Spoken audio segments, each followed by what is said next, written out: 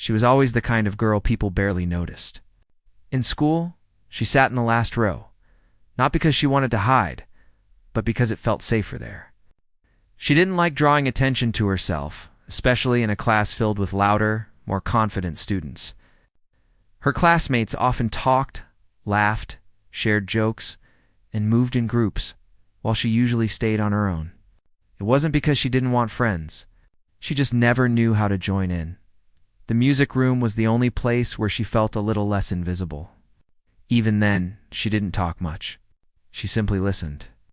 She listened to every note, every melody her classmates played on the piano or the keyboard. Sometimes she would stare at the keys, imagining what it would feel like to play beautiful music in front of everyone. But she never had the courage to try. When the teacher asked who wanted to play first, hands shot up quickly except hers. She kept her hands on her lap and her eyes on the floor. Many of her classmates assumed she wasn't talented. Some even joked that she probably didn't know the difference between a white key and a black key. She heard those remarks sometimes. They were meant to be small jokes, but they stuck to her heart like tiny needles. She didn't show any reaction, though. She had learned long ago how to hide her feelings so people wouldn't laugh even more. What no one knew was that her love for music ran deeper than most of them could imagine. At home, in a small corner of her room, she had an old keyboard. It wasn't anything fancy. In fact, several keys had scratches on them, and a few didn't play as loudly as the rest. But to her, it was the most precious thing she owned. Her father bought it for her years ago from a second-hand shop because he knew she liked music. He didn't know how to play any instrument, but he told her if you love something, even a small beginning can be enough. Those words stayed with her. Every evening, after finishing her homework and helping around the house, she would quietly sit in front of that keyboard. She never played too loudly because she didn't want to disturb anyone. She taught herself by watching old videos on her small phone. Some of the videos would buffer or pause halfway, and she had to wait patiently for them to load. Even then, she never complained. She would rewind, watch again, repeat the same notes over and over until they sounded right. She learned slowly at first. Her fingers felt stiff, and she often pressed the wrong keys. But she practiced every day. What others achieved in a week, she sometimes took a month to learn. Yet she kept going. When she made mistakes, she didn't give up. She simply tried again. Sometimes she stayed awake until midnight, playing soft melodies while the rest of the house slept. There were days when she felt discouraged. Days when she wondered if she would ever be good enough. Days when she heard her classmates laughing about how only the talented ones should play in the next school showcase. She never considered herself talented. She considered herself someone who loved music, but she didn't believe that love alone made her special. Still, music felt like a friend she could talk to without using words. Whenever she played, she felt calm, warm, and free from judgment. She could feel her emotions flowing through her fingertips. Sometimes when she played a sad tune, she felt her own loneliness melting into the melody. When she practiced a brighter tune, she felt a spark of hope rise inside her. Music was the only place where she didn't feel small. At school, no one suspected any of this. When she walked down the hallway, people rarely turned their heads. In groups, students talked loudly about their achievements, their talents, and their dreams. She often wondered if she had a dream worth sharing. She was afraid that if she said she loved music, someone might laugh or say but you never show anything, so she kept it a secret. Her music teacher, however, noticed something.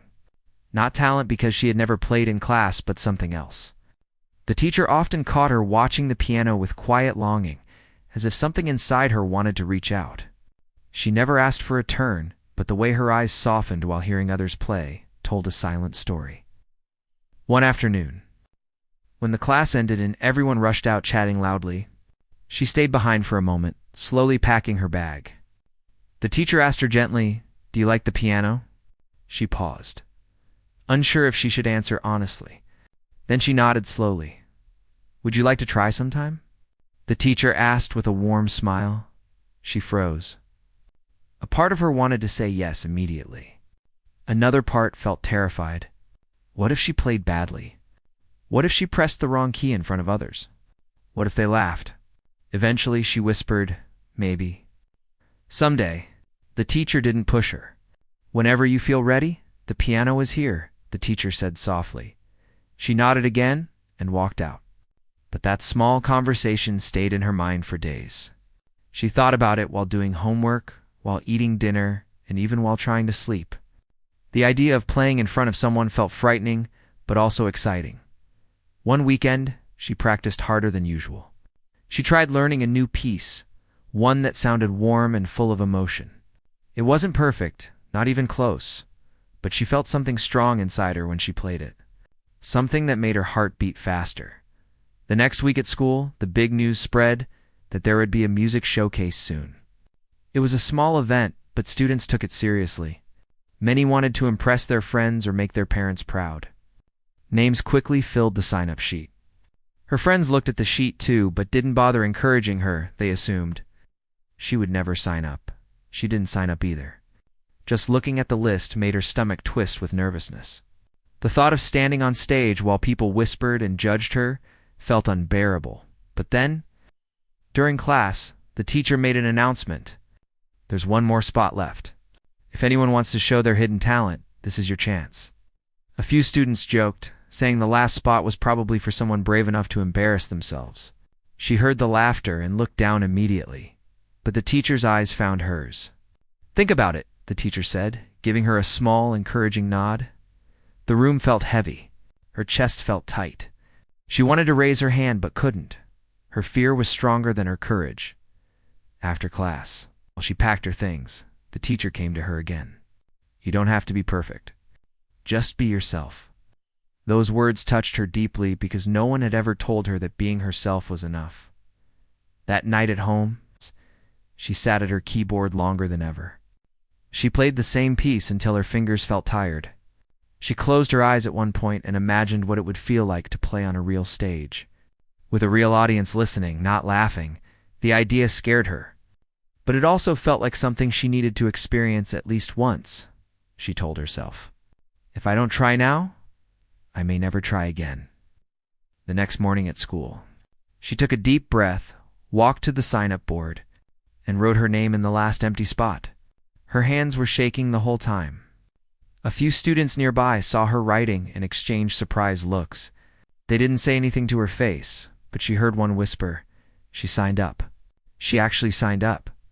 Another one chuckled under their breath. Her heart sank for a moment. But then she remembered the way she felt when she played alone in her room, the calm, the warmth, the quiet strength. She held on to that feeling. When the bell rang and she walked to her next class, she still felt nervous. But somewhere deep inside, she felt proud too. She had taken the first step, even if it was shaky. She didn't know what would happen next. She didn't know if she would succeed or fail. But she knew one thing clearly this time. She wasn't going to let fear decide her place. This time, she was going to let music speak for her. After she signed her name on the showcase list, the rest of the day felt strangely heavy. Every time she walked through the hallway, she wondered if people were looking at her because of what she had done.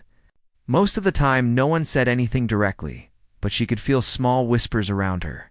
Some students glanced at her in surprise, others with amusement, as if waiting for something unusual to happen. She kept her head down and tried to focus on her classes, but her mind kept drifting back to the upcoming performance. When she reached home that afternoon, she didn't even change out of her school uniform. She went straight to her room and sat in front of her keyboard. Her fingers rested on the keys, but she didn't start playing right away. She simply sat there, thinking about the stage, the lights, the audience, and the possibility of making a mistake in front of everyone. That thought scared her more than anything, but she had already taken the first step. She had signed her name. Backing out now would only make her feel worse. She reminded herself why she loved playing in the first place. Music gave her a sense of peace that she didn't find anywhere else. No matter how crowded or noisy the world felt, music was her quiet place. She wanted to share a piece of that with others, even if she wasn't sure how they would react. Slowly, she placed her fingers on the keys and began to practice. She chose the same piece she had been working on a few days earlier. It's the one that made her heart feel full every time she played it. She knew she wasn't perfect, but she believed in the emotion behind the notes. She believed in the message the music carried. Her practice sessions became longer over the next few days. She didn't rush. She played each part carefully, repeating difficult sections again and again.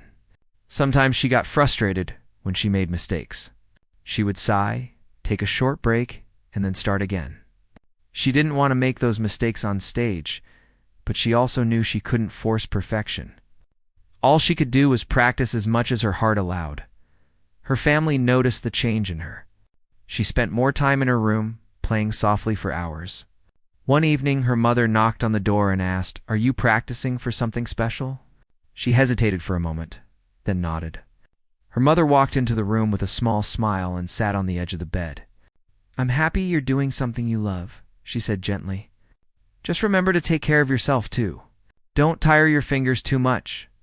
Hearing that made her feel warm inside. She didn't talk much about school events at home, so sharing this bit of information felt strangely comforting. She felt supported, even if her family didn't fully understand how nervous she felt. At school, the days passed slowly as the showcase got closer. Posters were put up on walls. Students practiced openly in the music room, and conversations about the event filled the hallways. She avoided talking about it as much as possible. Whenever someone asked her if she was really going to perform, she only nodded shyly and walked away. She didn't want to deal with their reactions or their disbelief. One afternoon during music class, the teacher asked the participants to stay back for a short rehearsal. Her heart dropped when she heard that. She knew she had to stay, but walking to the front of the room made her feel like she was carrying a 100-pound backpack. The other students who signed up seemed excited and confident. Some were chatting about their song choices or joking about how they were going to steal the spotlight. Waiting for instructions, the teacher explained how the showcase would work: the order of performances, the lighting, the time each student would get, and how the piano would be positioned. As she listened, her anxiety grew. She imagined sitting on the piano bench while dozens of eyes stared at her. The idea made her fingers feel cold. After the explanation, the teacher asked each student to play a small part of their piece. Not a full performance, just a simple preview. Some students played energetic tunes, others played soft melodies. When her turn came, her heart thumped so loudly she could hear it in her ears. She sat down in front of the piano, placed her hands on the keys, and took a slow breath. The room was too quiet. She felt every person waiting for her to begin. She pressed the first key gently, then another, and slowly played a few lines of her piece. Her hands trembled slightly, but she kept going. The sound wasn't perfect, but it carried emotion. When she finished, no one laughed. No one clapped either. They simply stayed quiet, as if unsure what to think. But the teacher smiled kindly and said, "Good. Keep practicing. You have something special in your touch." Those words meant more to her than anything. She walked home that day, feeling a small spark inside her heart, a spark of hope. As the showcase approached, she practiced every day after school. She noticed small improvements in her playing. Her fingers moved more smoothly, and she started to feel more connected to the music. She even closed her eyes sometimes while practicing, letting the melody guide her. But along with the progress, her fear grew too. The night before the showcase, she had trouble sleeping. She kept thinking about what might happen if she messed up. What if her mind went blank? What if her hands froze? What if people whispered and laughed? She sat up in bed, staring at the wall, telling herself that she had worked too hard to back down now. Even if she wasn't perfect, she wanted to show her true self. She wanted to show the part of her that no one saw, the part that loved music deeply. I'll say quietly and honestly. The next day arrived faster than she expected. She woke up early, feeling the weight of something big waiting ahead of her. She ate breakfast quietly, barely tasting the food. Her mother asked if she was nervous, and she nodded without speaking. Her mother placed a gentle hand on her shoulder and said, "Just do your best. That's all that matters." At school, the atmosphere was different from a normal day. Students rushed around excitedly, teachers moved equipment, and long curtains were drawn on the small stage in the hall. The sound of instruments warming up filled the air. She stood backstage with the other participants, holding her hands together to stop them from shaking. The hall was already filling with pupils, students, teachers, and families. She peeked through the curtain once, saw the large crowd, and quickly looked away. Her stomach felt tight. The performances began one by one. From behind the curtain, she listened to each student play.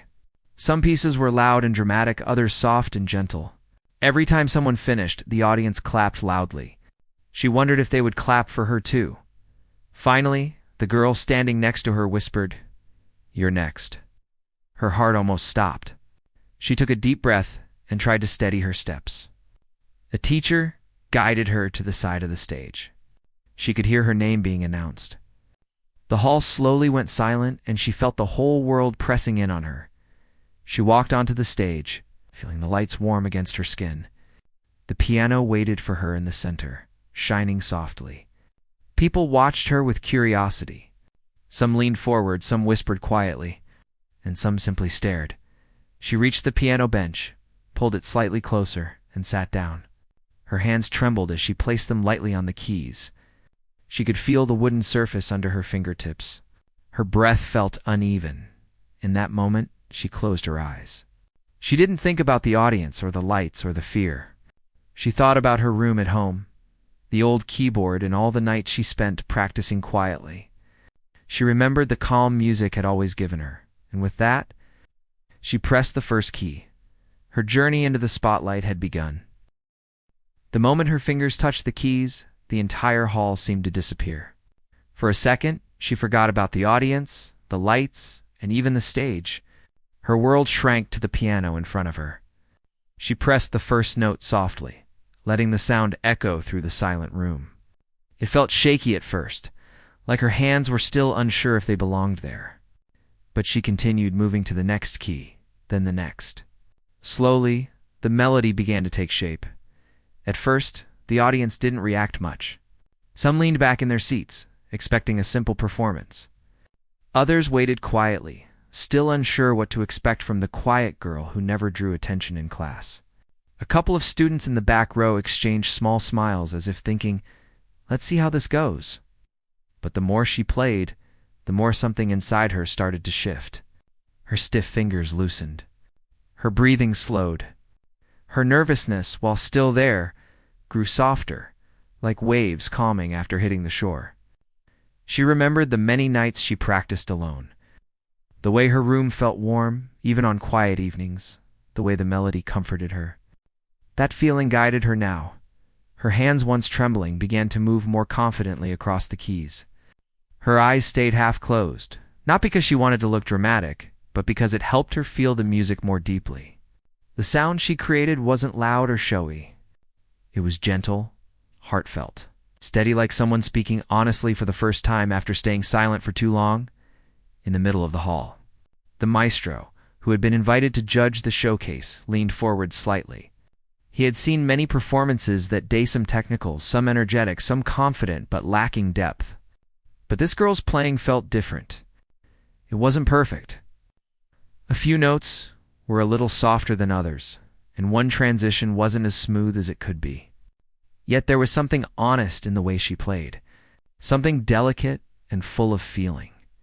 He watched her closely, noticing how her shoulders relaxed as she continued, how each note seemed to come from a place deep within her rather than from routine practice.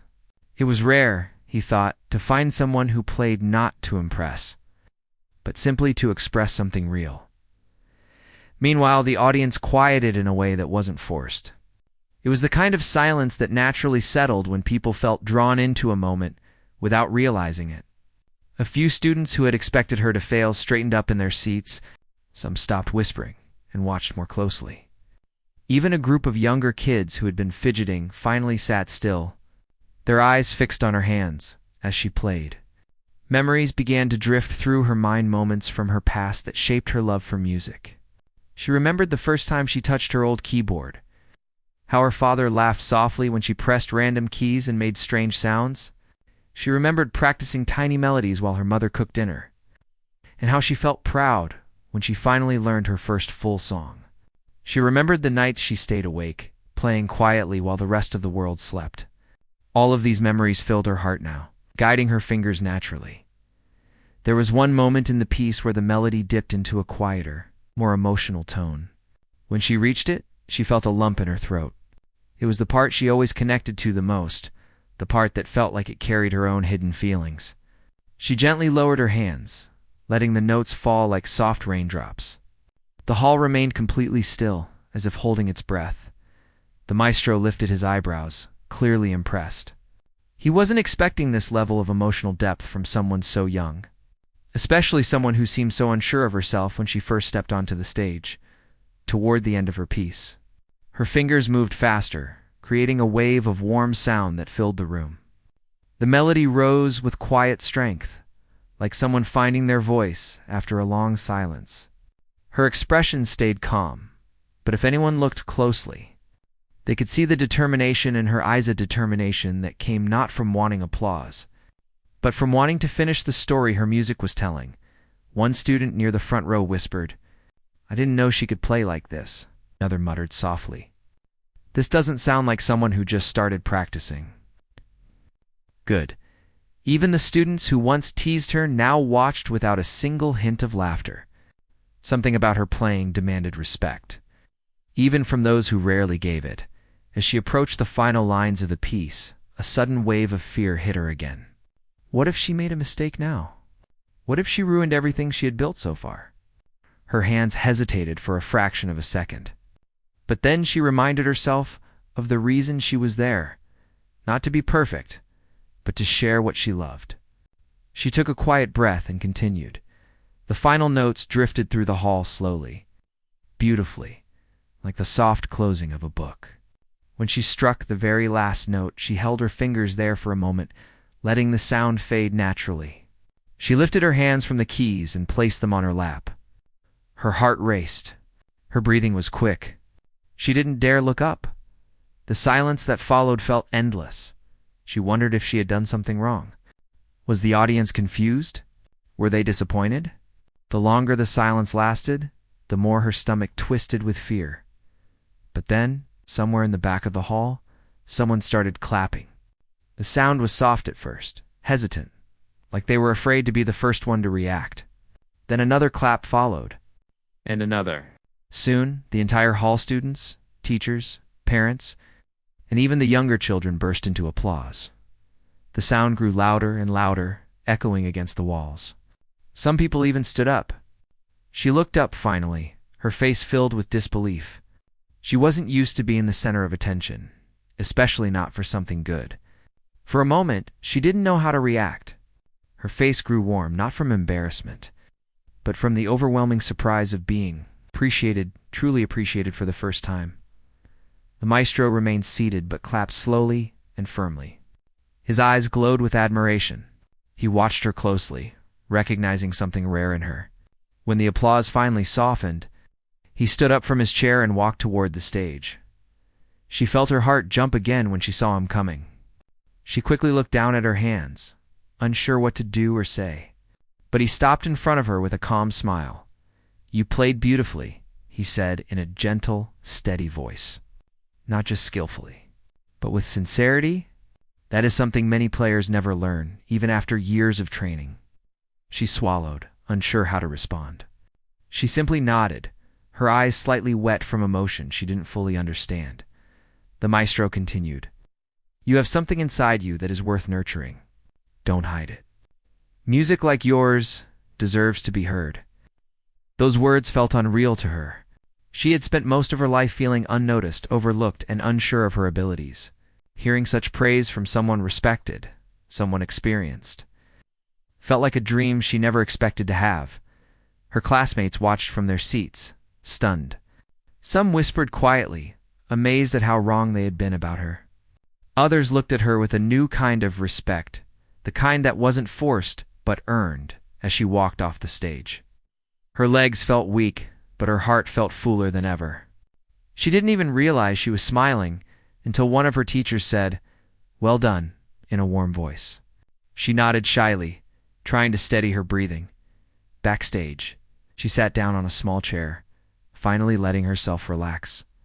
She stared at her hands, the same hands she once doubted, the same hands she thought weren't good enough. But today, those hands carried her to a place she never imagined she would reach. For the first time in her life, she felt seen, and that simple feeling changed everything inside her. The hall was filled with a strange kind of silence, the kind that comes only after something unbelievable has just happened. People were still sitting in their seats, not ready to move, not ready to speak, because the performance they had just witnessed was still echoing in their hearts. She stood near the piano, her hands still slightly shaking, not from fear, but from everything she had finally let out. It felt like she had been holding her breath for years. And now she could finally breathe again. She looked around the hall slowly, almost unsure if the applause and cheers had truly been for her. Just a few hours earlier, she had walked into this place like an outsider quiet girl who many thought didn't belong on a stage meant for trained performers. Some people had looked at her with doubtful eyes. Others had whispered among themselves, wondering why someone who looked so unsure was even trying to be part of this event. And now those same people were standing on their feet, clapping with full force, as if they had just discovered someone extraordinary. Even the maestro, who rarely showed emotion, was still sitting in stunned silence. His eyes were fixed on her, and the shock on his face was mixed with admiration. He wasn't the kind of person who gave compliments easily. In fact, he was known for being strict, sometimes even harsh, because he believed discipline made great musicians. But the moment she played, something changed in him too. He saw something he had not expected, something pure, raw, completely honest. When she stepped down from the stage, she felt like her legs were moving on their own. Applause followed her like a wave, and for the first time in a long while, she didn't feel small. She didn't feel out of place. She felt seen. She walked backstage, trying to gather herself. Her heart was beating fast, her breath uneven. She sat on a small wooden chair, placed her hands on her lap, and stared at them. These same hands that so many people had mocked or ignored had just changed everything. She closed her eyes and took a slow breath, trying to calm down. A soft sound of footsteps approached, and when she looked up, she saw the maestro standing there. He didn't speak right away. He simply stood still, as if choosing his words wisely. She rose to her feet out of respect, unsure of what he was going to say. But before she could say anything, he held up his hand gently. "That," he said softly, "was something I have not heard in a very long time." She swallowed hard, still trying to process his presence, let alone his words. She had always admired him from afar, watching videos of his performances, studying his teachings, hoping that one day she would be good enough to play even a single note that would make someone feel something. And now he was looking at her as if she had already done far more than that. "You didn't play like someone trying to prove a point," he continued. "You played like someone who has lived every note. That is rare. Very rare." She didn't know what to say. Her throat felt tight, and her eyes burned with emotion she had kept hidden for too long. "I just wanted to tell a story," she whispered. "And you did," the maestro replied. "You told it beautifully." For a moment, neither of them said anything. The hall behind them was still buzzing with excitement. People still talking about her performance, repeating the moment she started playing. She didn't have to hear the words clearly to know that something special had happened, something she herself had never expected. The maestro stepped closer. "I want you to come back tomorrow," he said. "Not for a performance, but for a conversation. There is something I would like to discuss with you." She nodded slowly, unsure of what he meant, but grateful beyond words that he even wanted to see her again. After he left, she sat back down and let herself feel everything. She thought of all the times she had practiced alone in her small room, the times when she doubted she would ever get a chance like this.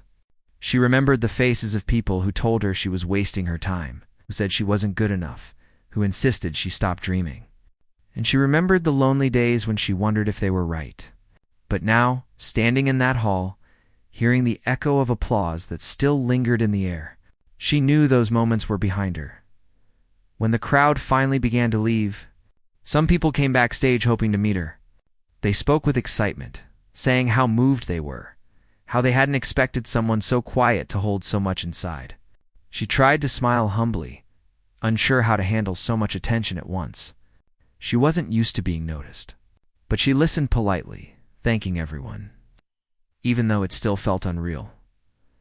Later that evening, when she stepped outside, the cold air hit her face. She pulled her jacket tightly around herself and walked slowly toward home. The streets were quiet, the sky dark, but her mind was filled with light. She replayed the scene over and over at the moment she sat at the piano. The first note she played, the sudden shift in the room, and the overwhelming silence that followed. It felt like a dream she didn't want to wake up from. At home, she placed her bag down and sat on her bed, without even removing her shoes. She closed her eyes and let out a long breath. The day had been heavy, but in the best way possible. She felt lighter, stronger, and strangely peaceful. That night, she barely slept. Every time she closed her eyes, she remembered the maestro's words.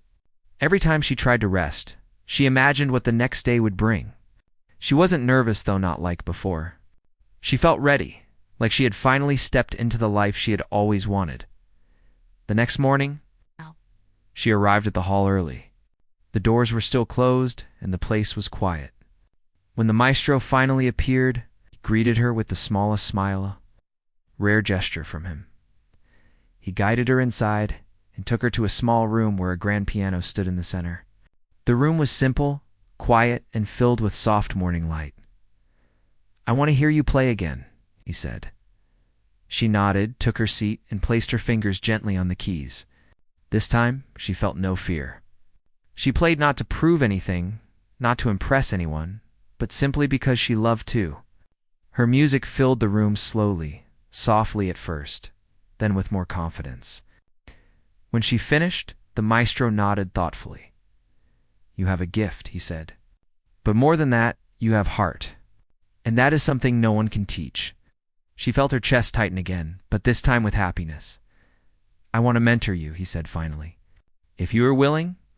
The words hit her like a gentle shock. She stared at him, almost unable to believe what she had just heard. The same maestro she had admired all her life was offering to guide her. It was more than she had ever dared to dream. "Yes," she whispered. "I would love that." From that day on, everything began to change. She practiced under his guidance, learned new techniques, discovered the deeper meaning behind every note. She wasn't treated like an outsider anymore. People no longer looked at her with doubt. They saw her, respected her, and believed in her. But she never forgot the moment it all changed. The moment she walked on stage, unsure and unnoticed, and let her music speak for her. She had once feared that she would never be enough, but now she understood something important. Sometimes, people don't believe in you until you show them who you truly are. And that night, with one song, she had done exactly that. She didn't just play music, she became it, and the world finally listened.